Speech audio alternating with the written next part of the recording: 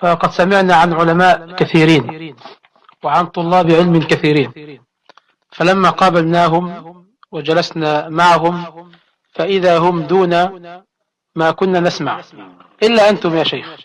فعندما قابلناكم والله على ما أقول شهيد. الله أكبر. فإذا أنتم فوق ذلك بكثير اللهم اغفر لي ما لا يعلمون. وهذا من فضل الله عليكم. أحلف يمينا أنكم مغشوشون. الله المستعان.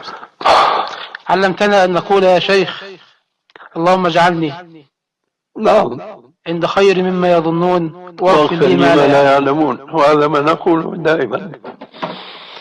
لا حول ولا قوة إلا بالله. أنتم تعرفوا بعض الآثار عن بعض السلف.